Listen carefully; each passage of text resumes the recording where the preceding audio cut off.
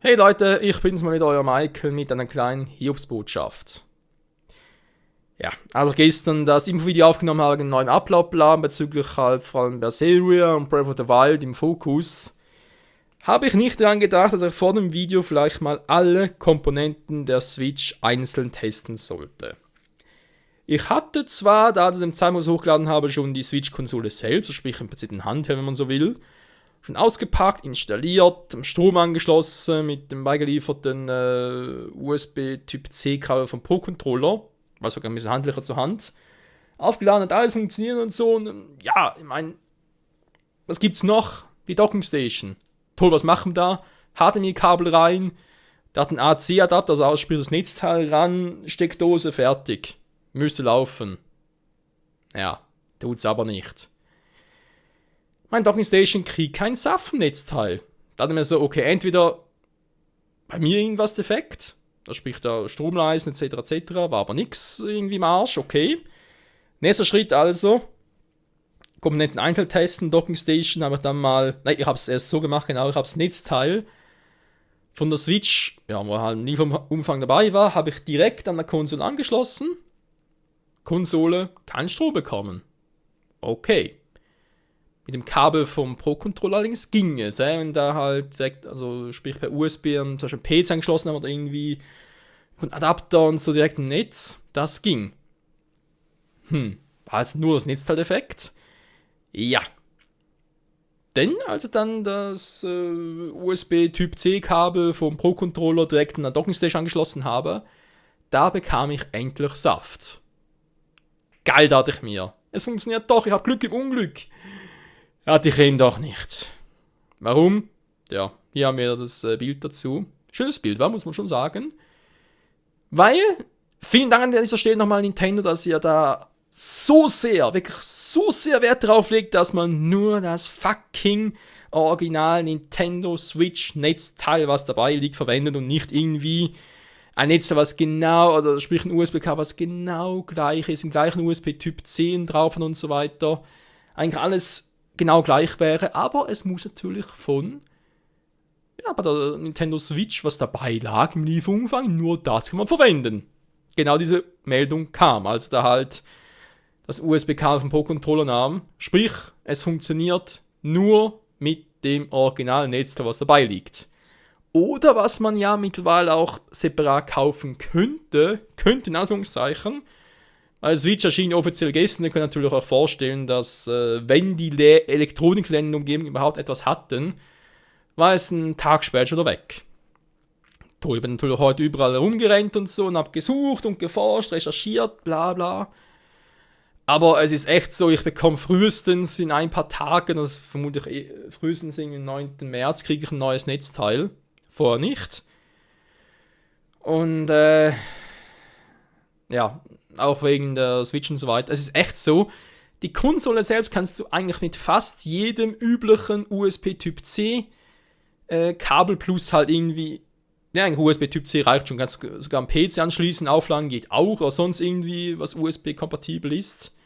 Kannst anschließen, Konsole selbst kannst du aufladen. Die Docking Station selbst aber geht nicht, weil eben das Netzteil dazu irgendwie ganz seltsam damit 5 Volt und 15 Volt ausgeht, beziehungsweise 1,5 Ampere und 2,6 Ampere. Ich bin da kein Elektriker, kann es auch genau beurteilen, warum Nintendo das so kryptisch macht und so. Und ich denke, das Handelsübliche verwendet, aber ja. Fakt ist, ich bekomme erst nächste Woche ein neues Netzteil. Ich kann so lange die Docking Station nicht verwenden. Mein Netzteil hier ist im Arsch. Weil es halt irgendwie so seltsame Stromumwandlungsfunktion ist, keine Ahnung. Und dementsprechend haben wir ein Problem mit unserem Let's Play. Weil auch wenn die Switch-Konsole selbst funktioniert, ich habe da auch an der Konsole selbst, dachte mir, okay, ich kann ja, was macht die Docking Station? Die liefert ein bisschen mehr Strom und dann wandelt es halt auf einen TV-Mode um, sprich, es skaliert das Bild ja bei der Switch, bei der Zelda-Spiele nur auf etwa 900 Pixel hoch, statt 27 auf eine 900. Hatte mir so, ja komm, hat's nicht irgendwo vielleicht sogar noch einen HDMI-Adapter an der Konsole dran und so für unterwegs, aber nee, hat's natürlich auch nicht. Sprich, ich habe keine Chance, von der Konsole, zumindest aktuell nicht von der Konsole, direkt aufzunehmen. Schön. Damit ein Let's Play von Breath of the Wild auf der Switch zurzeit nicht möglich. Was mache ich jetzt? Ich habe im Prinzip 3 Varianten, die ich mir ausgedacht habe. Die ich auch gerne präsentieren möchte, weil ich möchte gerne einander zu hören, wie wenn das Ganze vonstatten gehen würden. Variante Nummer 1 wäre, ich zocke das Spiel auf der Wii U. Ich habe es mal ganz kurz getestet, bin auch mal 5 Minuten auf der Overworld rumgelaufen und so. Es ist jetzt eigentlich kein Problem, sag ich jetzt mal. Klar, es ruckelt ab und zu mal da auf der Overworld im Gras und so. Haben wir aber auch schon sagen lassen, dass auf der Switch im TV-Mode, sprich so wie es nach dem Let's Play wäre, eigentlich auch so wäre. Und der einzige große Unterschied ist, dass ich auf der Wii U halt nur mit HD aufnehmen kann, sprich in diese 27p Pixel.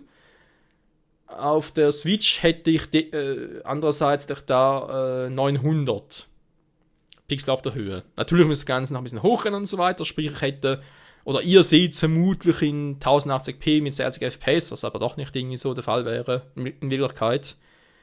Und ja, natürlich auf der Switch ist, glaube ich, ein bisschen der Kontrast ein bisschen höher, ein bisschen detailgetreuer und so. Aber trotzdem kann man es eigentlich auf der Wii U ziemlich gut spielen. Sag jetzt mal, ziemlich gut spielen. Eben, wie gesagt, der Grafikunterschied ein bisschen ist da. Auf der Switch ist es ein bisschen besser, aber auch auf der Wii U kann man spielen. Das ist vermutlich ähnlich wie damals mit Twilight Princess auf dem GameCube und der Wii. Der Wii war es vermutlich auch ein bisschen hochauflösender, allein schon wegen der 480p, die auf dem GameCube nicht hatte. Dementsprechend, man kann es vermutlich ungefähr so vorstellen, wa? Eben deswegen gibt es die Variante, dass ich auf der Wii U spiele, das Ganze. Mit der Option, erstens komplett auf der Wii U durchspielen. Oder aber nach etwa 5 Parts, weil ich bringe ja täglich eine Folge raus, oder? Und nach 5 Folgen sage ich mir dann so, okay, jetzt habe ich das Netzteil von der Switch, das funktioniert alles.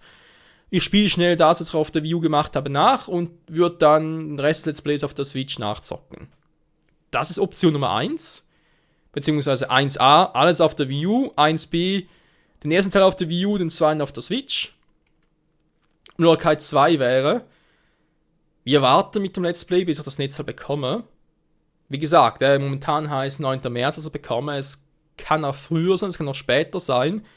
Es kann auch sein, wegen Garantieleistung, dass das Ganze zurückschicken muss. Und zwar, weil sich Nintendo sagt, nö, Einzelkomponenten gehen nicht, du musst alles zurückschicken, dass er mit Switch und also mit der Switch-Konsole plus Docking Station zurückschicken muss. Und dauert der Hinweg 2 Wochen, der Rückweg 2 Wochen, etc. etc. Also wäre von dem her auch mühsam. Ja, das wäre Option Nummer 2, warten, bis die Switch funktioniert am TV, also sprich im Docking Station mit Netzteil. Oder Variante 3 ist, ihr sagt, ihr habt ohnehin keinen Bock darauf, mir zu gucken, weil ihr jetzt schon das Spiel bei Dutzenden anderen Let's Playern schaut und bei mir gar nicht mehr schauen würdet.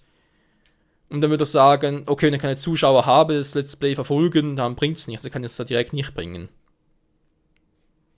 Die 3 Varianten sehe ich zurzeit.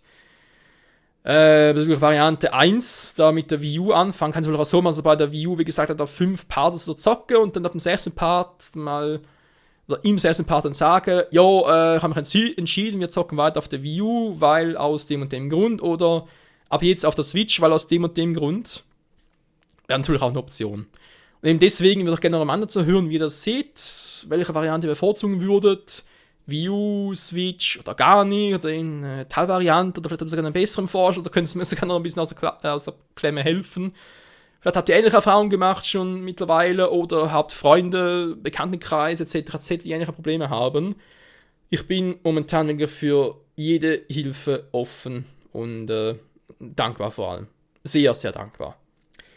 Ja, in diesem Sinne, trotz allem danke fürs Zusehen und warte gerne auf eure Kommentare. Würde sagen, solange geht's halt mit Breath of the Wild vor allem, mit Berseria vor allem weiter.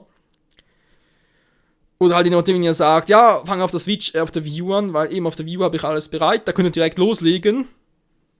Dann eventuell sogar schon ab morgen, ab Sonntag. Eventuell schon die ersten Kommentare heute eintrudeln. Ja. Wäre durchaus möglich. Gut. In diesem Sinne, danke fürs Zusehen, bis zum nächsten Mal. Tschüss!